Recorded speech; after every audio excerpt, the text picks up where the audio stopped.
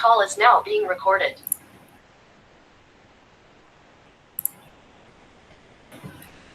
Bom dia, Bruna. Bom dia, Laísa. Bom dia, Neto. Bom dia, Stephanie. Bom dia, Maico, Joyce, Daniel, Tereza, Luiz. Bom dia a todos. Sejam todos muito bem-vindos a mais uma aula de óptica. Estamos no capítulo 2, capítulo de espelho plano, tá? Que é o espelho mais simples, o espelho amigo, aquele espelho companheiro, né? Aquele espelho que você torce para que caia na prova, porque questões sobre espelho plano são muito mais fáceis do que, por exemplo, questões sobre espelhos esféricos, né? Por isso que eu digo que o espelho plano é o espelho amigo. Pois bem, então, hoje eu vou mostrar para vocês como é que se constrói a imagem de um corpo. Mas antes de fazer isso, vamos relembrar rapidamente o que a gente viu na aula passada. Na aula passada a gente iniciou esse capítulo 2 de espelho plano e eu passei para vocês algumas características do espelho plano. Tá? Gostaria de relembrar algumas delas para que a gente possa ter aqui alguma continuidade de pensamento. Então, a primeira coisa importante de lembrar é que quando você coloca um ponto objeto na frente do espelho, tá? Um objeto pontual na frente desse espelho, a imagem que é formada lá dentro do espelho, lá atrás do espelho, ela também é pontual. Isso é importante. Isso significa que para cada ponto objeto que você tiver, vai ser formado no espelho um ponto imagem. Vai ser um ponto imagem para cada um ponto objeto. É por isso que a gente diz que o espelho plano é um sistema estigmático. Aqui, ó. Espelho plano é um sistema estigmático, o que significa que ele conjuga um ponto imagem para cada ponto objeto. Aí você diz, tá, professor, e daí? E daí isso é muito importante porque através disso, é devido a isso, que as imagens no espelho plano são nítidas. Se para cada ponto objeto é traçado um único ponto imagem, então as imagens são nítidas no espelho plano. Tá? A gente vai ver que isso não vai acontecer nos espelhos esféricos. Os espelhos esféricos, a gente vai ver no capítulo 3, eles não vão ser sistemas estigmáticos, como são os espelhos planos. Os espelhos esféricos, eles vão ser sistemas astigmáticos, tá? O que significa que para cada ponto objeto vai ser traçado um conjunto de pontos. Então a imagem lá, ela não é nítida. E é por isso que os espelhos esféricos eles vão ser usados sob certas condições, que a gente vai ver lá no capítulo 3, que são as condições de nitidez de Gauss. Tá? Então, primeira informação para você guardar no coração aí, os espelhos planos são sistemas estigmáticos. Eles produzem imagens nítidas porque conjugam um ponto imagem para cada um ponto objeto. Beleza. E aí a gente fez isso na aula passada. Eu coloquei um pontinho objeto na frente do espelho. Tá? Vou voltar aqui só para relembrar. A gente fez isso aqui, eu coloquei aqui. Coloquei um ponto objeto na frente do espelho e a gente viu que foi formado um ponto imagem. Tá? Eu tinha um ponto e não foi formado vários pontos, foi formado também só um ponto. Tá? E aí a gente viu que há total simetria aqui no problema. A distância do objeto até o espelho é igual à distância da imagem até o espelho. Isso facilita muito a nossa vida, né? No espelho plano. Se o objeto tiver uma distância 10 centímetros do espelho, a imagem está dentro do espelho 10 centímetros. Tá? Não tem o que pensar. Tá? Não tem pegadinha. É sempre assim no espelho plano. Tá? Por isso que ele é muito mais simples. Nos espelhos esféricos, não necessariamente isso vai acontecer. Se o objeto tiver, por exemplo, a 10 centímetros no espelho esférico, não necessariamente a imagem vai estar a 10 centímetros. Pode estar mais, pode estar menos, pode estar a 10 centímetros, e aí complica um pouco o meio de campo. Tá? Mas isso lá nos espelhos esféricos, certo? Só estou fazendo essa comparação para você já ir fazendo essas ligações aí na sua cabeça, de comparando os dois espelhos, certo? Então, o objeto e a imagem são simétricos ao espelho. Outra coisa importante que a gente viu é com relação às naturezas. As naturezas do objeto e da imagem, elas são opostas, tá? Isso significa, no espelho plano, que se o seu objeto for real, a imagem é virtual. E se o objeto for virtual, a imagem é real, tá? Aí a gente viu que, se você usar só o espelho plano, se usar só o espelho plano, nenhum outro componente óptico, necessariamente o objeto, pessoal, vamos lá, quem lembra aí? O objeto, necessariamente, ele vai ser real ou virtual? Coloquei no chat para mim. Só para ver se vocês lembram o que a gente discutiu no ano passado. Se eu tiver só o espelho plano, o objeto necessariamente é real ou virtual?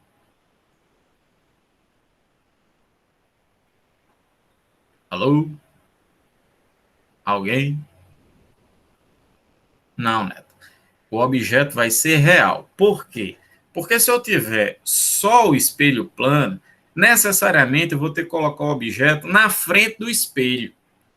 E lembra, tudo que tiver na frente do espelho, aqui, ó, tudo que tiver na frente do espelho, ele é real.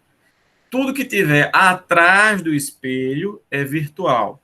Lembra que esses tracinhos aqui, eles representam a parte de trás do espelho, tá? Parte da poeira. Então, quando você usa o espelho, necessariamente você vai ter que usar a parte da frente. É óbvio. Você colocar o objeto aqui atrás, não vai servir de nada o espelho. Certo? Se você tiver só o espelho, vai servir de nada. Então, o objeto vai estar aqui na frente, necessariamente ele vai ser real, e a imagem vai estar aqui atrás, ela vai ser virtual. É isso que vai acontecer sempre quando você tiver só o espelho plano, certo? Agora, se além do espelho plano você tiver outra coisa, como por exemplo uma lente, aí você pode fazer com que o objeto do espelho seja virtual e a imagem seja real. Mas de qualquer forma, observe que as naturezas da imagem e do objeto sempre são opostas no espelho plano, certo? Quando é virtual, outra é real e vice-versa, certo? Então, gostaria de lembrar esses detalhes aí, né? Então, vamos em frente. Vamos em frente. A gente fez essas questões na aula passada. Alguém tem alguma pergunta? Alguma dúvida? Tenha ficado aí antes da gente continuar? Não? Então, vamos em frente, tá? Ok, então, na aula passada, a gente viu a imagem de um ponto. Tá? Eu tenho um ponto objeto na frente do espelho e a gente viu que a imagem disso é um ponto imagem, né? Tem um ponto objeto na frente do espelho, a gente conjuga um ponto imagem.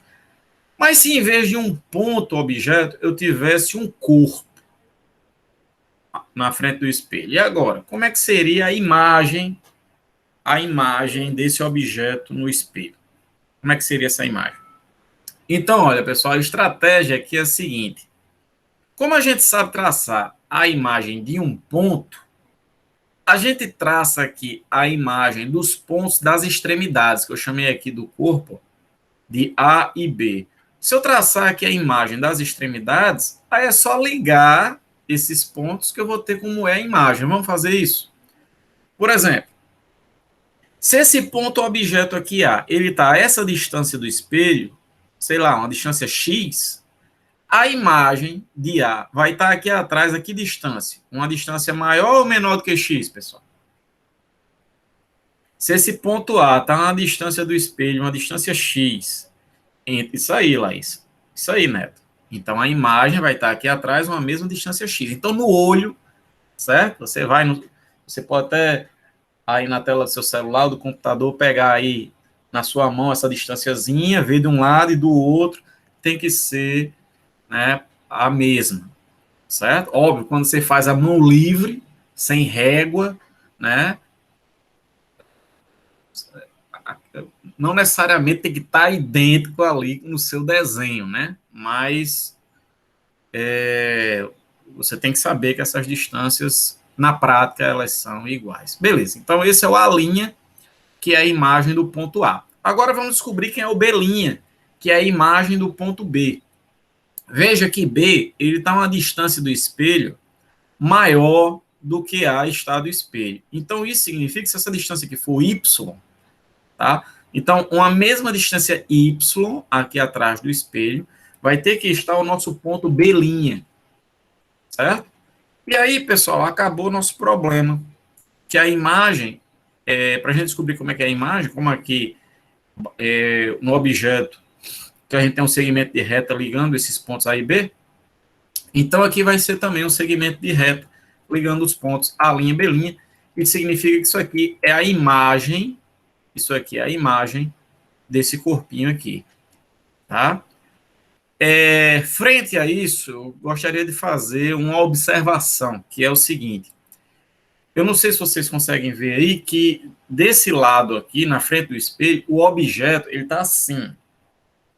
Ele está inclinado desse jeito, né? Enquanto que a imagem, ela está inclinada para o outro lado, né? Um está assim e o outro está assim, né? Um está assim e o outro está assim. Isso significa que houve aí, pessoal, uma inversão. A imagem, ela é invertida, né? Troca a direita com a esquerda, né? Você inverteu aí horizontalmente a imagem, invertida horizontalmente em relação ao objeto.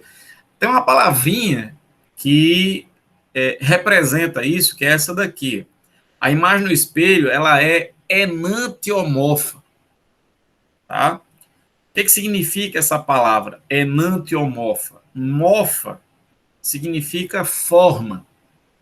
E enante significa contrária.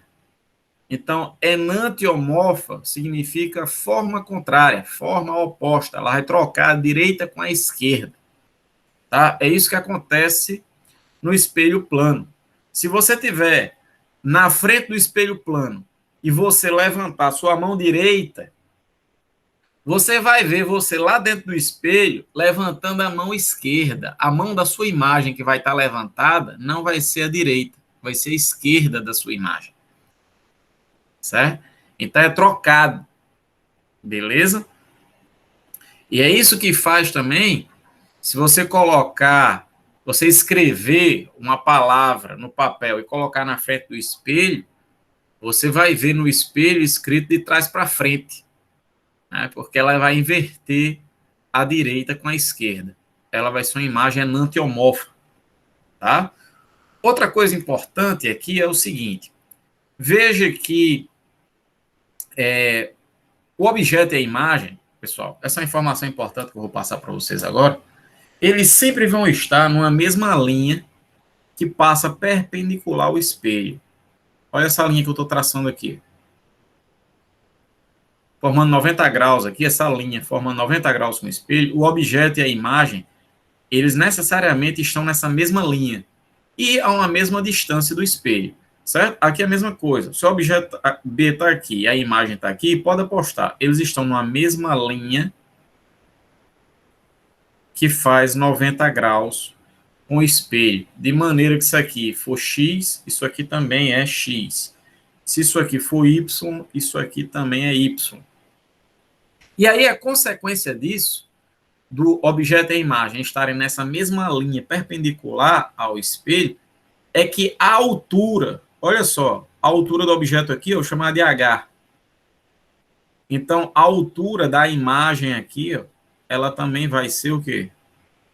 Ela também vai ser H. O que significa que as alturas do objeto e da imagem sempre são iguais. Tá, pessoal? Então, se você coloca um objeto de 1 metro na frente do espelho, não se iluda.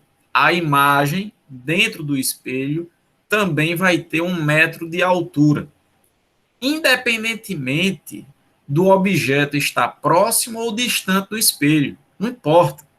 Tá? Já já a gente vai fazer uma questão aqui que se refere justamente a isso. Ele aproxima o objeto e depois afasta o objeto.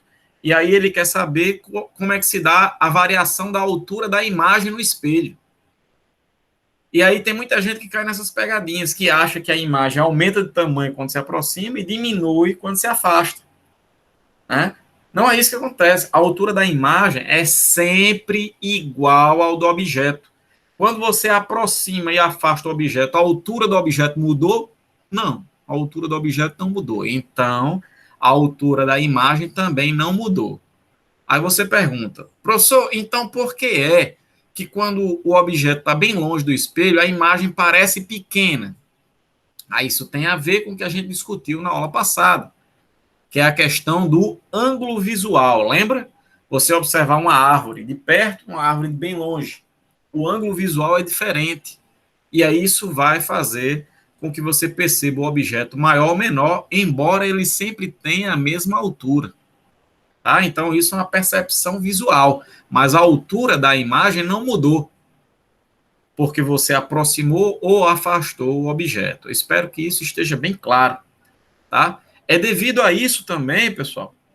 Foi enviado assim, viu? Alguém puder copiar aí a lista de presença e colar aí no chat, eu agradeço. Tá? Se não puder, eu copio. Show, valeu, Neto. Obrigado. Então, isso é importantíssimo, tá, pessoal? É exatamente, inclusive, o que aconteceu ontem, né?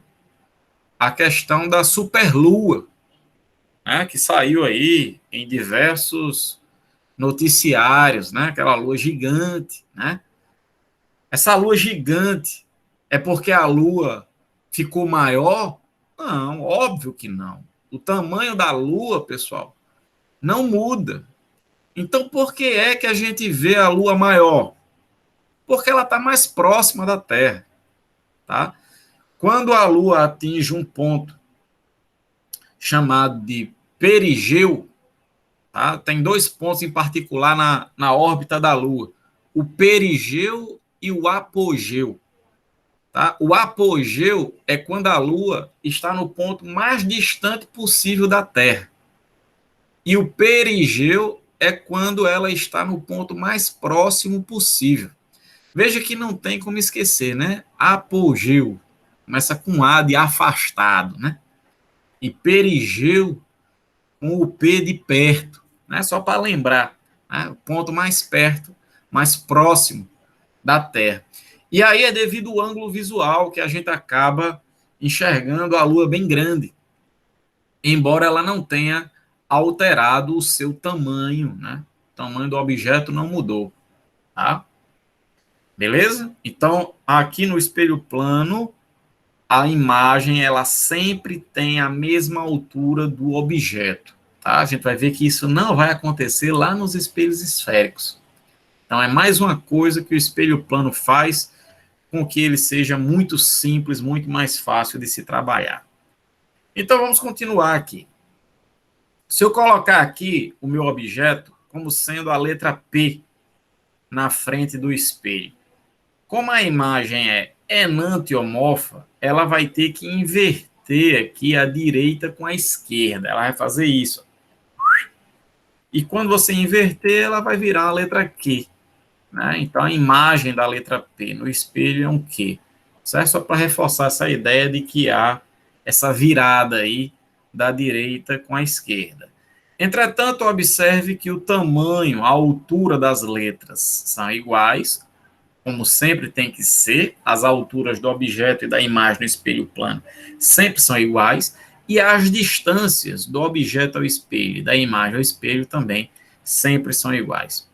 E aí vem uma pergunta, se eu fizer o seguinte, e se eu colocar o objeto um pouco deslocado em relação ao espelho, tipo assim, veja, aqui eu coloquei o objeto exatamente na frente do espelho, mas se eu colocar o objeto aqui na frente do nada, o espelho está aqui, o espelho vem até aqui. Tem alguém tentando entrar?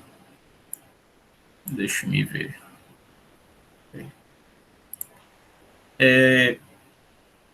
A gente tem aqui um objeto que está na frente do espelho, só que tem um detalhe. Aqui não tem espelho. Né? Exatamente na frente do objeto não há espelho. O espelho está aqui. E aí vem a pergunta. E agora, José? Como é que eu faço para determinar a imagem desse objeto numa situação como essa? Pessoal, não há mistério. Você vai fazer praticamente a mesma coisa. Tá? Você vai imaginar que existe espelho ali. Você vai prolongar o espelho, prolonga o espelho, e você vai traçar a imagem como se existisse o espelho ali. A imagem ela vai estar bem aqui. Tá? A imagem no espelho plano ela vai ser formada dessa maneira. Beleza? Tanto que alguém só vai conseguir ver essa imagem se ele estiver posicionado mais ou menos por aqui, que é para poder visualizar essa região aqui atrás do espelho. Certo? Se ele estiver aqui, onde está o objeto, ele não vai conseguir ver, porque não tem espelho aqui. Certo? Da mesma forma, você colocar o objeto aqui, aí você prolonga o espelho para cima, e aí a imagem vai estar posicionada aqui. Pessoal, tá claro isso aí? Alguém não entendeu? Alguém tem alguma dúvida?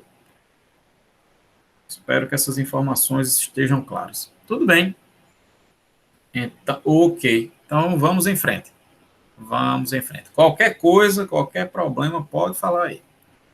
Vamos lá. Então, só para mostrar essa situação de que a imagem é não teomorfa, né, com um corpo que seja mais do nosso cotidiano, assim, uma pessoa, por exemplo, imagina alguém segurando uma esgrima aqui, né, na frente do espelho. Eu quero que vocês observem que a pessoa está segurando a esgrima aqui, ó, com o seu braço direito e tem a perna direita avançada. Né? Ele avançou a perna direita e está com o braço direito segurando a esgrima. Só que aí, quando você observa a imagem no espelho, veja a imagem. A imagem tem a perna esquerda avançada e o braço esquerdo é que segura a esgrima. Tá? Isso acontece porque a imagem é enantiomorfa, que é exatamente a situação que eu falei de você levantar a mão direita no espelho e o que você enxerga lá é sua imagem com a mão esquerda levantada. Tudo bem? Vamos mais. Né? Isso causa alguns efeitos também. Por exemplo, se eu colocar uma cadeira cortada no meio, tá? Eu cortei a cadeira no meio, só que como a cadeira é uma figura simétrica, né? Se eu cortar ela exatamente no meio, se eu colocar essa metade na frente do espelho, vai parecer que eu tenho uma cadeira completa, porque a imagem, por ser enantiomorfa, ela trocar a direita com a esquerda, ela vai conjugar da parte direita da cadeira uma imagem invertida, ou seja, vai conjugar exatamente a parte esquerda que está faltando, né? E aí você vai ver uma cadeira completa, né? Mesmo você tendo só metade de uma cadeira. E é isso que faz com que a gente possa criar algumas ilusões de óptica, tá? Como essa, tá? Você vê uma cadeira e, na verdade, você só tem metade de uma cadeira. Tá? A gente vai poder criar algumas ilusões aí que eu vou mostrar mais na frente, principalmente quando a gente trabalhar com associação de espelhos, tipo, tiver mais de um espelho, tá? Eu colocar dois espelhos na frente dos objetos, a gente vai ver que vai ser formado aí algumas imagens. Então, e se eu tiver o espelho inclinado? Né? A gente trabalhou só com a situação simples, né? De o objeto estar em pé e o espelho em pé também. Mas, se o espelho tiver inclinado, né? Por exemplo, aqui de um ângulo de 45 graus, e agora? Como é que a gente vai formar, como é que a gente vai traçar a imagem numa situação como essa? Bom, o procedimento é o mesmo, tá? O único cuidado que você tem que lembrar, que eu falei para vocês, inclusive hoje, é que cada ponto objeto e cada ponto imagem, eles estão numa mesma linha perpendicular ao espelho. Isso vai ajudar muito aqui, porque, deixa eu ver aqui como foi que eu fiz, deixa eu ver aqui. Tá, então, então eu vou deixar assim mesmo, eu ia arriscar aqui. Vou deixar aqui. O que, que você vai fazer? Você vai traçar uma linha aqui, ó.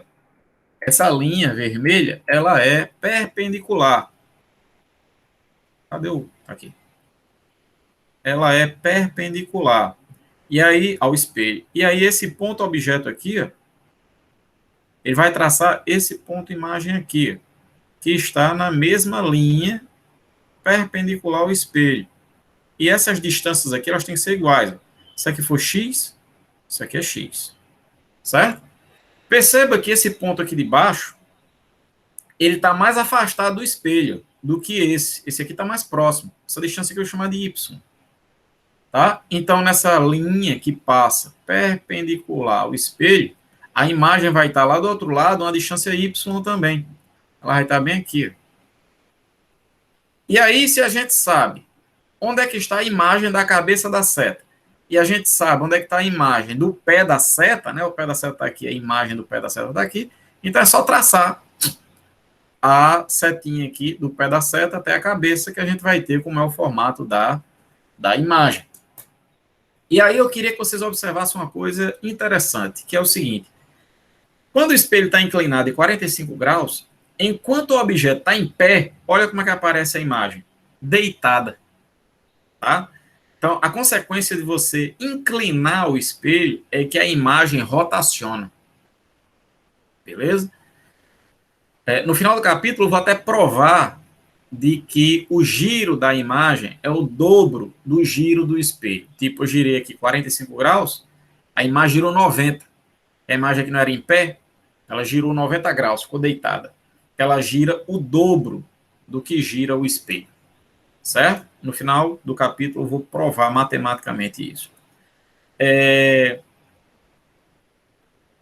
Então, pessoal, sem dificuldades, quando o espelho estiver inclinado 45 graus, é só você pensar assim: se o objeto estiver em pé, a imagem aparece deitada. E se o objeto estiver deitado, a imagem vai ter que aparecer em pé, porque o ângulo entre os dois vai ter que ser 90 graus, já que do espelho é 45. Certo? A imagem gira o dobro do que o espelho. Beleza, mas para aparecer em pé aqui, a gente tem duas opções. Ela poderia aparecer em pé na vertical assim ou assim. Qual dessas duas situações você acha que vai acontecer? A situação A ou a situação B? O que vocês acham? A ou B? Como é que deve ser a imagem? A gente sabe que necessariamente se o objeto está deitado, a imagem vai aparecer em pé, certo? Vai ficar na vertical. Se o objeto está na horizontal, a imagem está na vertical. A questão é, será que vai ficar aqui com a cabeça para cima ou com a cabeça para baixo? O que vocês acham? Emily acha que vai ficar com a cabeça para baixo. Situação B. Mais alguém? Neto também acha a letra B? Vamos lá, vou dar o pulo do gato aqui para vocês. O que vocês vão ter que observar é qual dos pontos está mais próximo do espelho. A Tanel também acha a letra B, né? Qual desses pontos aqui, deixa eu desenhar, a cabeça da seta, certo? Vou chamar esse ponto aqui de, sei lá, de 1. E esse ponto aqui eu vou chamar de 2. Qual desses pontos aqui, 1 ou 2, está mais próximo do espelho, pessoal? 1 ou 2 que está mais próximo do espelho? O 2, né? Ó, a distância é o ponto 2. Para achar a distância, você traça uma linha aqui, ó, perpendicular ao espelho. 90 graus. A distância 2 é essa. E a distância do ponto 1? É essa, ó. 90 graus. Tá? Uma distância muito maior. Então, isso significa que a figura vai ter que ser tal que o pé da flecha, o pé da seta, esteja mais próximo do espelho. Se no objeto o pé é o mais próximo, então na imagem o pé tem que ser o mais próximo. Então vai ser o A ou B, pessoal. Para que o pé da imagem fique mais próximo do espelho, tem que ser A ou B? Tem que ser A, né? Vai ter que ficar assim, ó. Deixa eu limpar aqui o slide. Para que, olha, o pé aqui não é o mais próximo, então o pé aqui também é o mais próximo. A cabeça aqui não é o mais distante do espelho, então a cabeça aqui também é mais distante do espelho. Certo? Tem que seguir essa simetria. Se você disser que a imagem está de cabeça para baixo aqui, ó, né, aí você vai estar dizendo que a cabeça da imagem está mais próxima. Só que aí dá problema, porque aqui é o pé do objeto que é o mais próximo. Tá entendendo? Quem falou letra B aí? Entendeu agora, né, Luana? É isso. Tem que ficar atento a isso aí. Certo? Então, duas informações. Se o objeto estiver em pé, a imagem está deitada, e se o objeto estiver deitado, a imagem está em pé. E a outra coisa que você vai ter que se ligar é qual dos pontos está mais próximo do espelho? É a cabeça ou o fundo da seta? Ah, é a cabeça. Então, é a cabeça da imagem que vai estar mais próximo também. Aqui é o fundo da seta que está mais próximo do espelho. Então, é o fundo da seta que vai estar mais próximo. Que é isso que vai fazer você determinar se a seta aqui está virada para cima ou para baixo. Certo? Tudo bem? Tá claro isso? Show de bola. Então, vamos para frente. Vamos para frente. Tá? Esse tipo de situação aqui, pessoal, que faz, por exemplo, quando você chega no supermercado, você vai naquela parte de frutas. Né? Por exemplo, sei lá, maçã, verduras. E aí, geralmente, nessa parte, em alguns supermercados, eles colocam um espelho inclinado. Um espelho como esse daqui. Pelo menos ali no Nordestão da Roberto Freire, né? Fiz a propaganda aqui do Nordestão. Tem um espelho desse tipo lá na parte de frutas. Eu não sei se vocês já observaram lá. E aí, quando você chega para pegar as frutas, que você olha no espelho, você dá aquela olhada no espelho, você se vê assim. Você se vê como se estivesse assim. Você chega, está aqui. É exatamente essa situação aqui. Você chega, as frutas estão aqui, certo? Nessa parte, vocês estão acompanhando aí. Aí você está aqui. Aí você olha para o espelho, você se vê assim. Desse jeito. Quem não teve oportunidade ainda de se observar naquele espelho, vá lá só para fazer isso. É bacana. Show. Então, vamos para frente. Deixa eu ver, alguém perguntou alguma coisa aí? Alguém perguntou, deixa eu ver, vamos ver aqui na sequência. Michael, nesse caso, a distância real é a mesma que a distância virtual. Michael, vamos lá. Em primeiro lugar, não existe esses termos de distância real e distância virtual, certo? O que há é a distância do objeto ao espelho e a distância da imagem ao espelho, tá? E essa simetria de distâncias iguais do objeto ao espelho, da imagem ao espelho, tem que ser respeitada sempre no espelho plano, tá? Para qualquer ponto que você pegar aqui do objeto, o ponto correspondente da imagem está simétrico ao espelho. Por exemplo, se eu pegar um ponto aqui do meio e ver que distância é essa, o ponto do meio da imagem está à mesma distância do espelho. Ok, Mike? Com relação a Laís, a pergunta que ela fez é: alguém sabe para que serve aquele espelho? Qual espelho? Lá do Nordestão? Para que serve aquele espelho naquela situação? Aquele espelho lá das frutas, né? Aí, boa pergunta. Não sei não, por que eles colocam o espelho inclinado daquele jeito. Não sei se para ver melhor as frutas, você olhar para o espelho e você ver toda a profundidade com facilidade. Pode ser. Me disseram uma vez aqui, se no caso acontecer roubo, dá para eles verem lá da recepção. Se acontecer um roubo... Dá para eles verem. Bom. Enfim, o fato é que existe esse espelho inclinado e que é legal, pelo menos uma vez na sua vida, você ter a experiência de se olhar no espelho como esse, que você vai se ver desse jeito aqui, tá? Bem bacana. Legal. Então, pessoal, já que a gente viu os espelhos inclinados, né? Vamos conhecer agora um instrumento chamado de periscópio, que usa esses espelhos inclinados. Esse periscópio, ele é muito usado, por exemplo, em submarinos, né? Tá lá o submarino, tá lá só aquele periscópiozinho, a cabeça do periscópio para fora da água, né? E o marinheiro lá dentro do submarino, na outra ponta do periscópio, observando o que é que está lá fora, certo? E aí vamos ver como é que ele funciona aqui. Olha só, a gente vai ter um objeto qualquer aqui fora, certo? Pode ser um navio, sei lá, uma coisa qualquer aqui fora. E os raios que vêm desse objeto, eles vão ser refletidos em cada um dos espelhos, até chegar ao olhinho do marinheiro, certo? O que eu quero que vocês observem é que os raios luminosos que vêm da cabeça da flecha aqui, ó, do objeto, né? A gente tem a cabeça aqui do objeto e aqui os pés do objeto. Então, os raios que vêm aqui da cabeça do objeto, eles chegam por cima. Eles vêm da parte superior e chegam por cima. Enquanto os raios que vêm de baixo, dos pés, eles saem de baixo e chegam por baixo. Isso significa que o observador ele vai enxergar a imagem igual ao objeto. Ele vai enxergar a imagem de cabeça para cima. Não há inversão, tá?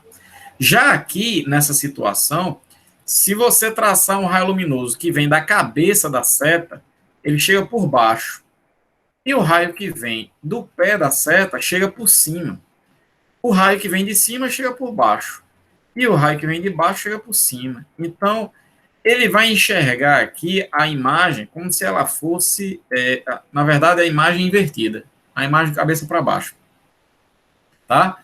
Então, é bom saber o que acontece em cada tipo de periscópio desse, se ele tem um formato de S, só para lembrar aqui, ó, ou um formato de C, né, que podia ser o C para lá, ficar mais fácil de dizer que é um C. Né? Se ele tem esse formato aqui, formato quase aqui de um S, a imagem e o objeto são iguais. Agora, se ele tem um formato de C, a imagem é invertida. E ela não é invertida só na vertical, ela é invertida também, pessoal, na horizontal, tá?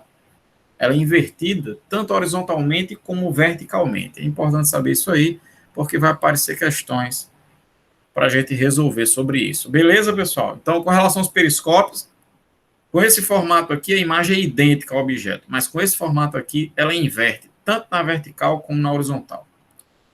Então, vamos brincar com isso, dar uma olhada aí na questão 4.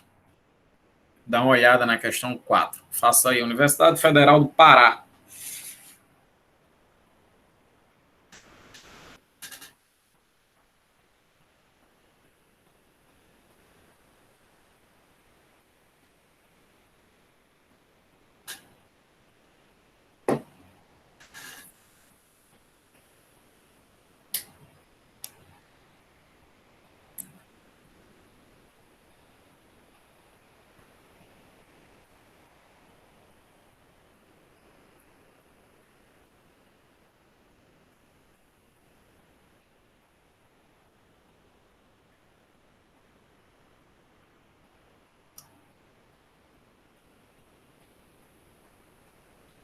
Laís acha que a letra E.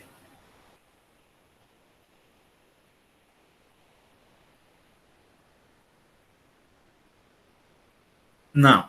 Lembre-se que quando a gente trabalha com espelho plano, sempre o tamanho da imagem e o tamanho do objeto são iguais, certo? Independentemente do espelho estar em pé, do espelho estar deitado, do espelho estar inclinado, não importa. Trabalhou com espelho plano, as alturas do objeto e da imagem sempre são iguais. Beleza? Então, a maioria aí acha que é a letra D de dado, vamos dar uma olhada. Universidade Federal do Pará, a figura ao lado representa o esquema de um periscópio rudimentar que utiliza dois espelhos planos, E1 e E2, de tal forma que o observador consegue ver por reflexão a imagem do objeto real. Ó, essa imagem é. Então, pessoal, veja que o raio que vem na parte superior do barco, né? Se eu traçar o raio aqui, saindo aqui, ó, uma parte de cima, ele chega aqui, vem aqui e chega por cima. O que sai por cima, chega por cima. E o que sai por baixo, chega por baixo, né? Então, isso significa que ele vai ver a imagem idêntica ao objeto, tá? E como essa imagem é formada atrás do espelho, então ela é uma imagem virtual, tá? Então a imagem ela é direita, tá? Há duas possibilidades. A gente diz direita significa que ela não está invertida, tá? Então a gente tem direita e invertida. A invertida você vai, certo? Você vai inverter aí. Então aqui a imagem vai ser virtual porque ela está atrás do espelho e ela é direita, tá? Veja que ela não é invertida, tá? Então, é por isso que a resposta é a letra D de dado, como vocês marcaram aí. Dê uma olhada agora na questão 8. Faça aí. Show, Michael.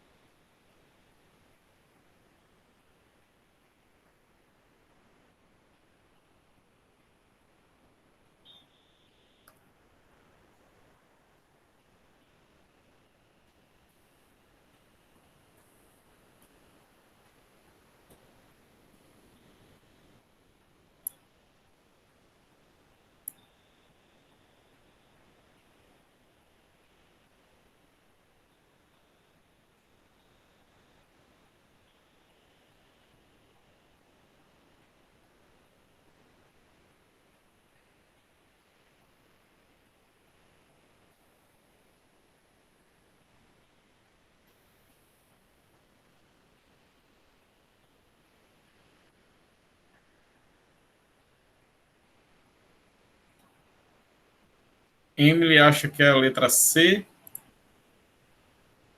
Otácio acha que é a letra A. Mais alguém? Luana, a letra A. João Paulo, letra A. Professor, só não muda o jeito que é visto, não? Eu não entendi como é. Só não muda o jeito que é visto, não? O jeito que é visto. O geometria. Lembre-se que no espelho plano, a imagem ela é enantiomorfa. Isso significa que ela vai trocar a direita com a esquerda. Então, os ponteiros, eles vão inverter. Entende? É só você trocar a direita com a esquerda. Vamos fazer aqui. Olhando um relógio cujo mostrador é desprovido de números, através de um espelho plano, vê-se os ponteiros numa posição correspondente a 9 horas e 15 minutos, certo? Então, a imagem é essa daqui, 9 horas e 15 minutos, certo? É o que a gente tá vendo no espelho.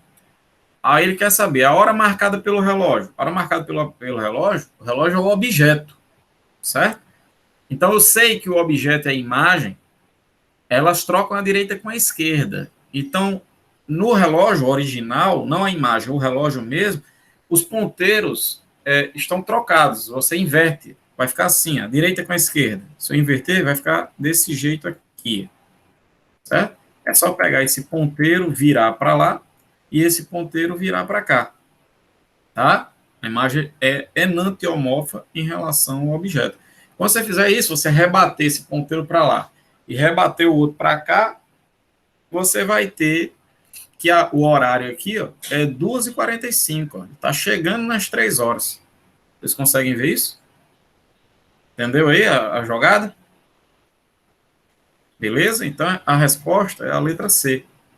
Tudo bem? Então, fundamental essa ideia de que a imagem é enantiomorfa.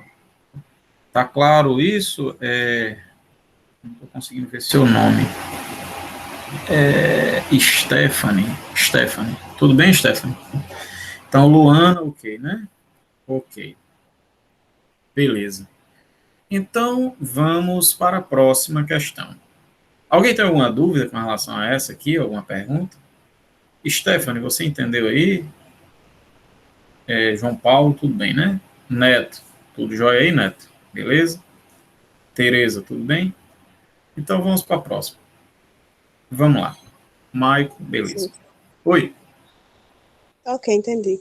Ah, ok. Tá bom. Então, a próxima questão, dá uma olhada aí. Show, Tereza, show de bola. Dá uma olhada aí, questão da FUVEST, São Paulo. Faça aí.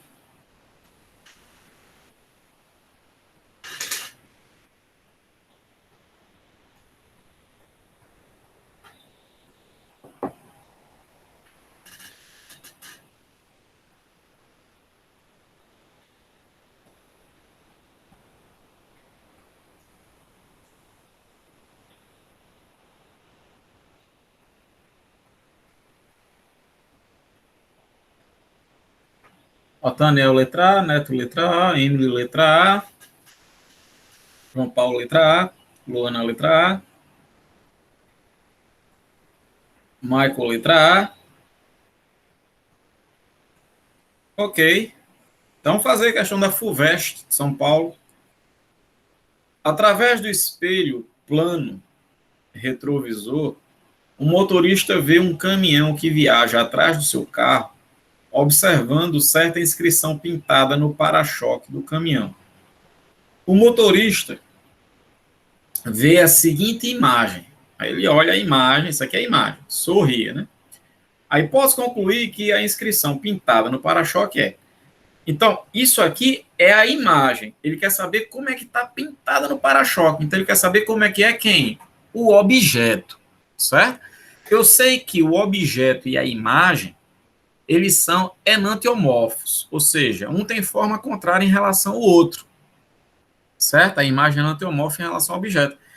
Então, eu vou ter que trocar a direita com a esquerda, ou seja, vou ter que escrever de trás para frente, beleza? E não é só trocar a ordem das letras, não. Você tem que inverter até as letras, tá? A letra, ela dá a virada. Tá? Fica escrito de trás para frente e cada letra, ela também sofre essa inversão. Que é exatamente isso que acontece na letra A. O sorria de trás para frente, com cada letra enantiomorfa em relação ao que foi mostrado aqui. Tudo bem? Beleza? Então, vocês acertaram aí. Letra A. É exatamente por isso, pessoal, que em ambulâncias, a palavra ambulância na frente do carro tem que ser escrito desse jeito aqui. Tem que ser escrito de trás para frente. Por quê? Quando a ambulância estiver no trânsito, com a sirene ligada, que precisa que os carros da frente saiam do caminho, quando o motorista olhar no retrovisor, ele vai ter que ver a palavra ambulância escrita corretamente, para ele poder entender rapidamente que se trata de uma prestação de socorro, que é algo que é urgente e ele tem que sair da frente, né? Então, aí é a letra A. Vamos para frente. Questão 18. Dá uma olhada aí. Faça 18.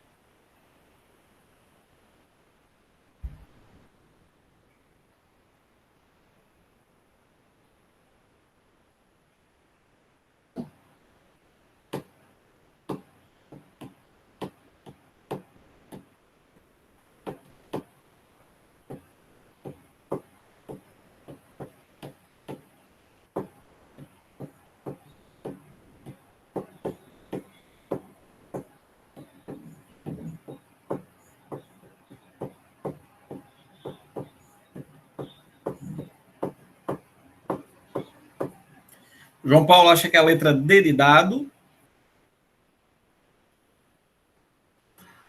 Emily não entendeu.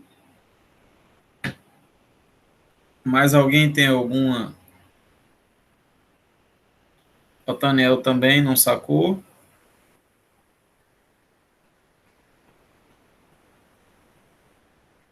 Neto vai chutar a letra D. Tudo bem. Então posso fazer, né? Vamos lá. Vamos lá, vamos fazer. Universidade Federal de Pernambuco. Um objeto é colocado diante de dois espelhos planos que formam um ângulo de 90 graus entre si. Então tá aqui. Por exemplo, a letra A. Um dos espelhos é esse e o outro espelho é esse. E o ângulo entre eles 90 graus. Certo? Eu vou ter em cada alternativa aqui dois espelhos que estão assim. beleza? Formando 90 graus entre si. Considerando o raio luminoso mostrado nas figuras a seguir, determine qual a figura que melhor representa imagens do objeto formadas em cada espelho. Então, ele quer saber as imagens, né? Por exemplo, a letra A. O objeto está aqui. O objeto vai estar na frente do espelho, certo? De onde o raio parte. Então, o objeto está aqui. Beleza? Esse é o objeto. E aí, na letra A, ele está dizendo que as imagens são essa e essa. Veja que a gente vai ter duas imagens. Por que a gente vai ter duas imagens?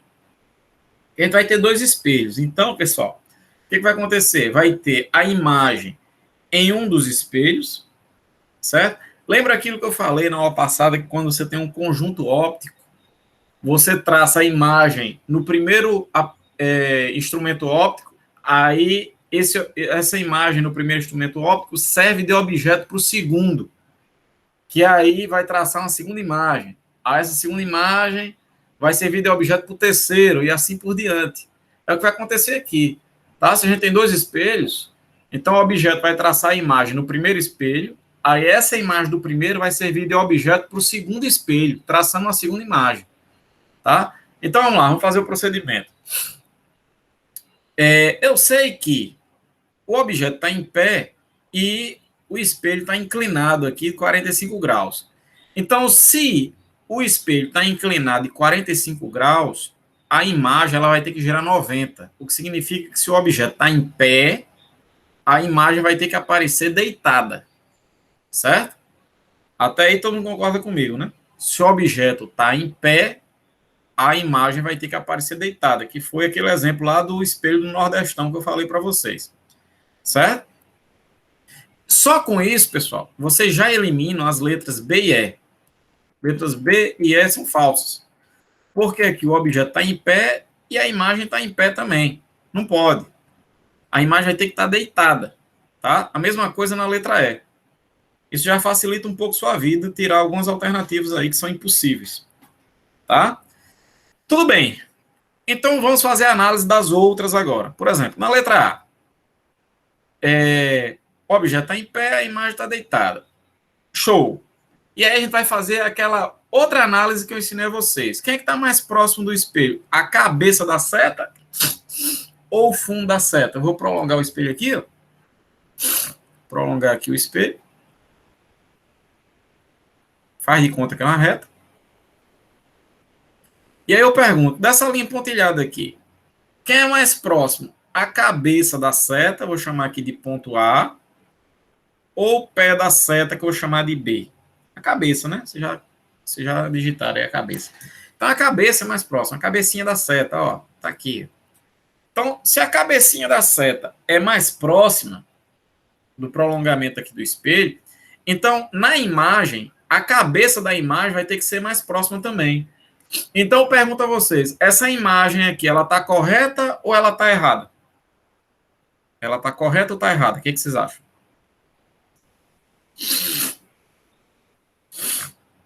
Hein, pessoal? Ela tá certa, né? Essa imagem está correta.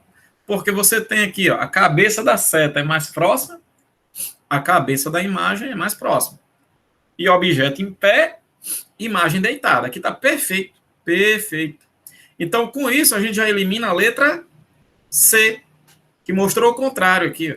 Cabeça da seta mais próxima, mas aqui é o fundo da seta que está mais próximo. Certo? Então, você já pode colocar aqui falso. Tudo bem? Estamos entre as letras A e D, certo? Que mostram essa primeira imagem do mesmo jeito. Aí agora, pessoal, o que vai acontecer é o seguinte. Essa imagem aqui do primeiro espelho, ela vai funcionar como objeto para o segundo espelho, que é esse. Aí o que você vai fazer? Você vai prolongar o segundo espelho. Aqui, vou prolongar.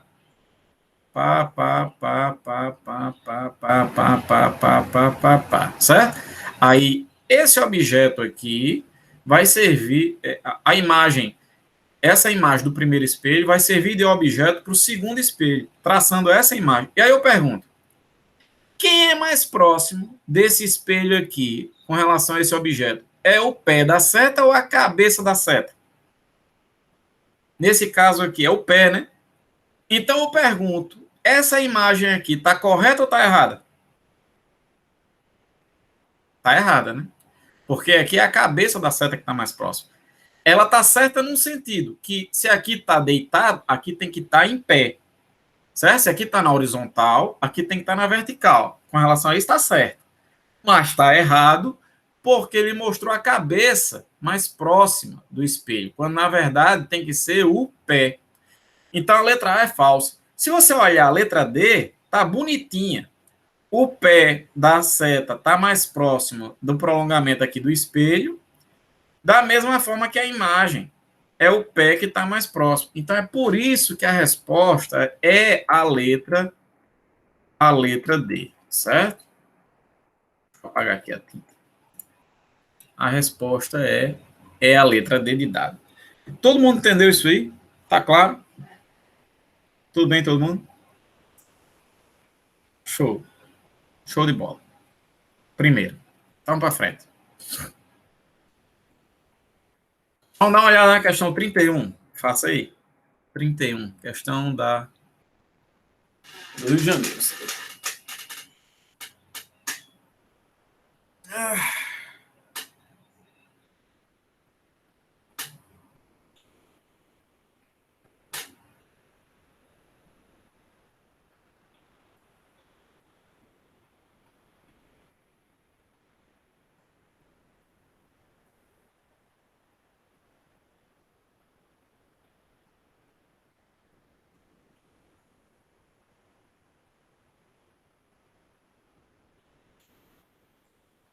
O Daniel acha que é a letra D.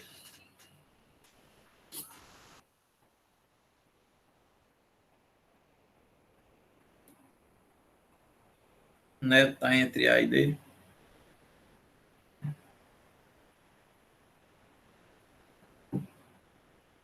Mais alguém? Achou alguma coisa aí? Maico acho que é a letra B de bola. Neto fechou agora na letra B. João Paulo, letra B. Otanel, letra B. Luana, B. Ok, vamos fazer então. A maioria acha a letra B, né? Ok. Dois sistemas ópticos representados a seguir usam espelhos planos, ocorrendo as reflexões indicadas. Após as reflexões, suas imagens finais são. Então, pessoal, olha, aqui a gente tem dois periscópios, um com formato de S e outro com formato de C. A gente viu que aquele que tem o formato de S, tá? A imagem aparece idêntica ao objeto. Lembra que a gente discutiu isso?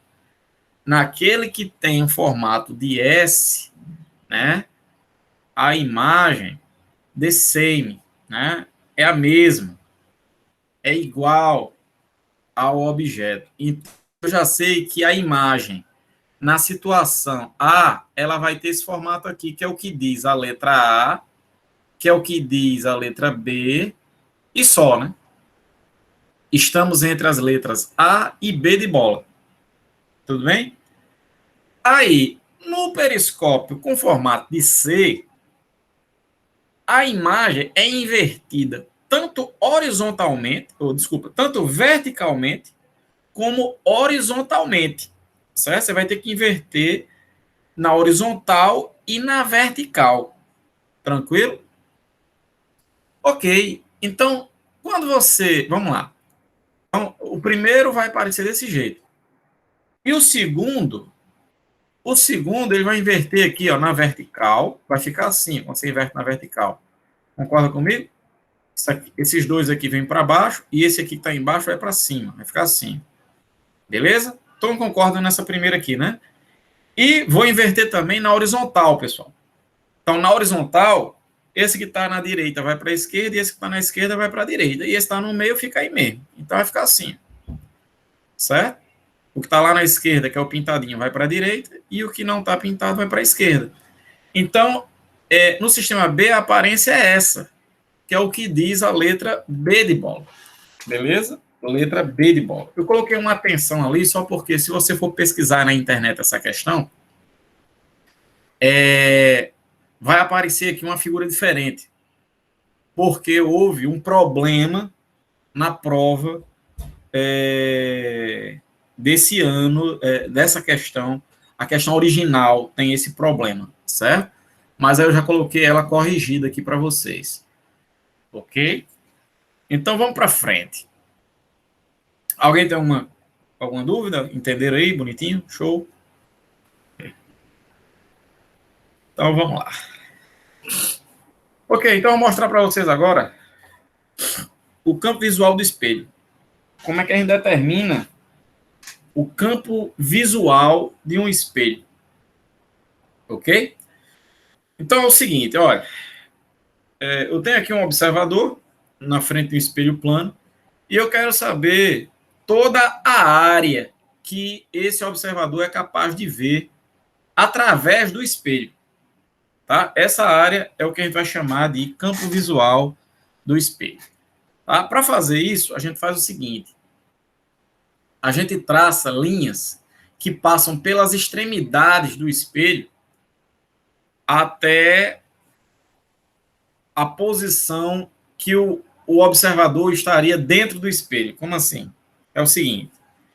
Quando você está na frente do espelho e você olha para ele, é como se você estivesse dentro do espelho, olhando para fora do espelho. É como se fosse aqui. Está aqui você e está aqui o espelho, certo?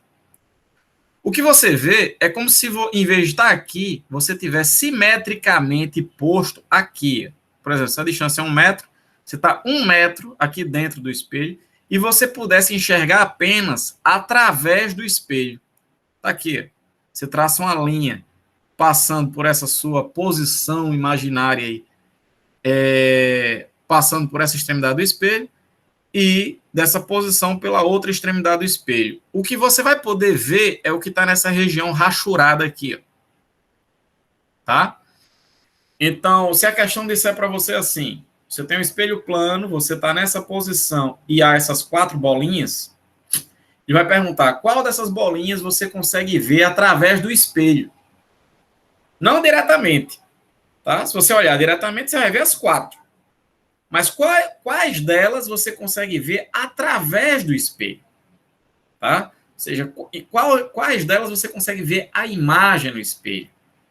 Aí você só vai conseguir ver aquelas que estão dentro do campo visual do espelho. E como é que esse campo visual é determinado? Basta você colocar o observador simetricamente atrás do espelho, você tira ele daqui, coloca ele aqui, e traça linhas que partem dessa posição por cada extremidade do espelho, nessa extremidade e uma linha nessa extremidade. A área que ficar rachurada aqui, ó, entre essas duas linhas, é o campo visual, são os objetos que você vai conseguir enxergar a imagem dentro do espelho, certo? Beleza? Então, pessoal, é como se fosse o seguinte, imagine que na porta do seu quarto aí, a sua porta, na verdade, fosse um espelho. Se você se colocar um passo na frente da porta e olhar para ela, a imagem que você veria se sua porta fosse um espelho é exatamente aquela se você abrir a porta e se colocar atrás da porta um passo. E aí você olha, a visão que você tem é a que você teria caso sua porta fosse um espelho. Certo? Então, o campo visual é determinado dessa maneira, basta você se colocar simetricamente atrás do espelho. Se você está na frente do espelho 1 metro, o que você vai ver é como se você estivesse atrás do espelho 1 metro e você visse através do espelho. Certo? Eu espero que tenha dado para entender a ideia aí. Beleza. Vamos mais. Outra coisa que eu queria discutir com vocês é a questão da translação do espelho. Imagine que você tem aqui um objeto P e um espelho aqui, ó, que está na posição A. Certo? Quando o espelho está na posição a imagem desse objeto P vai ser projetada aqui. Ó. Ela vai ser conjugada aqui, no ponto P1. Né? Que tem que estar simetricamente ao espelho nessa posição, na posição A. Quando eu tiro o espelho da posição A e coloco na posição B, eu afastei aqui de uma distância Dzinho, eu movi daqui para cá, a imagem que estava aqui na posição P1, ela vai sair daqui para cá, para a posição P2. Ela vai se mover uma distância Dzão. O meu objetivo aqui é achar a relação entre o deslocamento do espelho, que é Dzinho, e o deslocamento da imagem, que é um Dzão. Será que essas distâncias são iguais? Ou será que essa daqui é maior do que essa, ou menor do que essa? E se é maior ou menor, quantas vezes maior ou menor? Tá claro o problema? Eu tenho um espelho, um objeto na frente, eu afasto o espelho. Aí a imagem dentro do espelho se afasta também. Então, tem o deslocamento do espelho e tem o deslocamento da imagem. Eu quero saber a relação entre as duas. Vamos fazer isso agora. Vamos lá. Primeira coisa que eu vou perceber é, se você pegar essa distância total aqui, ó, PP2, tá? Daqui para cá, PP2, e tirar, subtrair de PP1, né? Se eu tenho tudo e tiro esse pedaço, vai sobrar esse pedaço aqui, certo? Que é o Dzão. Primeira relação que a gente encontra do desenho. O que mais que a gente pode tirar do desenho? A gente tira do desenho que essa distância de P a A é igual à distância de A a P1. Por quê? Porque o objeto e a imagem sempre são simétricos ao espelho. Se essa distância aqui é x, essa distância aqui tem que ser x também, certo? Então, a consequência que a gente tira disso é que a distância de P até P1 é o dobro da distância de P a A, porque essa distância e essa são iguais. Então, a soma das duas vai ser duas vezes uma delas. Né? Se isso aqui é x, isso aqui é x, então isso aqui é 2x, tudo isso. Tranquilo? É o que eu coloquei aqui. De P até P1 é duas vezes de P a A. Tá? Da mesma forma, o mesmo raciocínio, de P até B é a mesma distância de B até P2, porque P2 e P têm que ser simétricos ao espelho na posição B. Então, essa distância de P a B, duas vezes essa distância, é igual a tudo isso, de P até P2. Certo? P até P2, que é tudo, é duas vezes P até B. Tá? Temos essas relações aí. Ok, agora é só substituir aqui. Não tem PP2 aqui? Eu vou colocar 2PB. E PP1, eu já sei que é 2PA. Então vai ficar assim. 2PB menos 2PA. Como tem 2 e 2, vou colocar em evidência. O 2 aqui. E o que é PB menos PA? Se você olhar na figura, PB, de P a B, PA, se eu pegar PB e tirar PA, vai sobrar isso aqui, ó, que é quem? É Dzinho. Certo? Então, a gente chega à conclusão com isso, pessoal, que o deslocamento da imagem é o dobro do deslocamento do espelho. Se você tem um espelho na frente do objeto e você afasta o espelho de 10 centímetros, a imagem ela se afasta 20 centímetros. Certo? Em relação ao objeto. Certo? Está lá o objeto fixo e você afasta o espelho 10 centímetros, a imagem se afasta do objeto 20 centímetros. Se afasta o dobro. Tranquilo? Que é para garantir essa simetria das distâncias entre a imagem do espelho e do objeto ao espelho. A consequência disso é que, como esses deslocamentos ocorrem no mesmo intervalo de tempo, então a velocidade da imagem é o dobro da velocidade do espelho. Isso significa que se você afastar o espelho com a velocidade, por exemplo, de 30 km por hora, a imagem vai estar se movimentando dentro do espelho a uma velocidade de 60 km por hora. Tá? Às vezes aparecem questões sobre isso da seguinte maneira. Ele diz que um carro se move a 60 km por hora. Tá? E no retrovisor do carro, há a imagem de uma árvore que está na pista. É uma árvore lá na pista e o retrovisor está conjugando a imagem dessa árvore. Se o carro se movimentar a 60 km por hora, com que velocidade vai se movimentar a imagem da árvore dentro do espelho? O dobro, 120 km por hora. Beleza? Tranquilidade? Que é o que eu acabei de provar matematicamente aqui para vocês. Show de bola. Então, isso é a translação do espelho. Vamos ver agora a associação dos espelhos. Tipo, eu tenho aqui dois espelhos planos. Professor, isso ocorre também com o ponto cego do carro? Não, a questão do ponto cego do carro está relacionado ao campo visual do espelho. Vamos voltar aqui no campo visual do espelho. Veja que o campo visual do espelho é limitado. né, o campo visual ele vai se dar apenas nessa região rachurada aqui. Ó. O ponto cego do retrovisor do carro é exatamente um objeto que tiver, por exemplo, aqui. Ó. Se aqui é o retrovisor de um carro, isso aqui é uma moto, a moto ela vai estar no ponto cego. Você não vai conseguir enxergar a moto, certo? Então, quando se diz o ponto cego do retrovisor, é isso, é porque o objeto ele está fora do campo visual. E aí, para resolver esse problema, o que é feito? Substitui-se o espelho plano por um espelho esférico, que a gente vai ver no capítulo 3, certo? Um espelho convexo, porque aí esse espelho ele aumenta o campo visual. É por isso que os espelhos retrovisores dos carros ele é levemente convexo, que é para ter um campo visual maior, certo? A gente vai ver isso no próximo capítulo. Vamos para frente. Show de bola.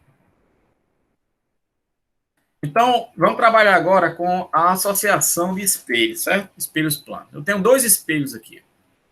Esse espelho aqui e esse espelho aqui.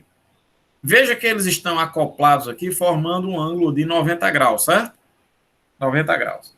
A pergunta é, se eu colocar um objeto qualquer aqui na frente desses espelhos, quantas imagens vão ser formadas por esse conjunto, por essa associação de espelhos? Vamos fazer a análise. Vamos fazer essa análise. Vamos lá. Então, eu vou traçar a imagem em cada um dos espelhos, certo? Por exemplo, traçar a imagem nesse espelho aqui. É só traçar um segmento de reta que passe perpendicular ao espelho. Comecei por esse daqui primeiro, tá? Então, você traça aqui um segmento de reta perpendicular ao espelho e a imagem, ela vai estar simetricamente posta ao espelho, certo? Então, a mesma distância. A imagem 1 vai estar bem aqui, ó, certo? Nesse caso aqui, ajuda muito a gente traçar aqui uma circunferência, porque no cruzamento entre essa linha e a circunferência vai ser o ponto que a imagem vai estar, tá? Devido à simetria aqui do problema. Da mesma maneira, se eu traçar aqui uma reta perpendicular ao espelho para o lado de cá, vai ser formada a imagem aqui no outro espelho. Vamos lá, tudo bem, eu segui outro caminho aqui. Eu tracei aqui a imagem. O problema da aula com o PowerPoint é isso, você fica amarrado à sequência que está no PowerPoint, né? E não à sequência que está no seu raciocínio. Existem diversos caminhos a seguir, obtendo o mesmo resultado no final, né? Mas tudo bem, vamos lá. Então, a gente vai ter aqui a imagem desse objeto nesse primeiro espelho. E aí, essa imagem do primeiro espelho, ela vai servir de objeto para o segundo espelho, para esse aqui. Aí eu prolongo o espelho aqui para baixo, essa imagem vai servir de objeto, traçando aqui uma segunda imagem. A gente vai ter essa outra imagem aqui, certo? Então, achei essas imagens seguindo esse caminho, traçando primeiro nesse espelho e depois no outro. Agora eu vou fazer o contrário. Vou traçar primeiro nesse, e aí depois eu vou para o outro. Vai ficar assim, ó. Nesse espelho a gente vai ter essa imagem, e aí essa imagem nesse espelho vai servir de objeto para o outro, traçando essa outra imagem, que vai ficar exatamente sobre essa. Ou seja, vai ficar uma única imagem aqui, porque vai vir a imagem dessa daqui e a imagem dessa sobre... vão estar uma sobre a outra, vai acabar ficando uma imagem só. Então, veja que eu tive, para um objeto com esses espelhos, eu tive 3 imagens. Imagem 1, imagem 2 e imagem 3, tá? Tive 3 imagens. Eu posso alterar o número de imagens alterando esse ângulo aqui. Para cada ângulo que eu tiver entre os espelhos, eu vou ter um número de imagens diferente. A equação que nos dá o número de imagens que vai ser formado aqui é essa, que diz que o número de imagens é 360 dividido pelo ângulo formado entre os espelhos menos 1. Faça o teste, você jogar aqui 90 graus, 360 dividido por 90 vai dar 4. E 4 menos 1 vai dar quantas imagens? 3, que é o que a gente achou aqui. Ó. 1, 2, 3. Então essa equação é legal para a gente não ter que fazer esse esquema que dá uma trabalheira do cão. Certo? Você acha aqui o número de imagens bem rapidamente. Tranquilidade? Só tem um detalhe. Essa equação ela vai dar o número correto de imagens quando aquele ângulo ali, ele der, essa divisão aqui, der um número par. Se essa divisão der um número par, o objeto ele pode estar em qualquer lugar aqui que vai dar bonitinho o número de imagens. Por exemplo, 90 graus, 360 dividido por θ dá 4, é um número par. Então, isso significa que em qualquer posição que o objeto esteja aqui, vai ser formado 3 imagens. Agora, se você fizer essa divisão e der ímpar, a equação só vai dar o número correto de imagens se o objeto estiver no plano bissetor do ângulo. O que é o plano bissetor do ângulo? É estar na linha que divide o ângulo aqui ao meio, certo? Por exemplo, se o ângulo...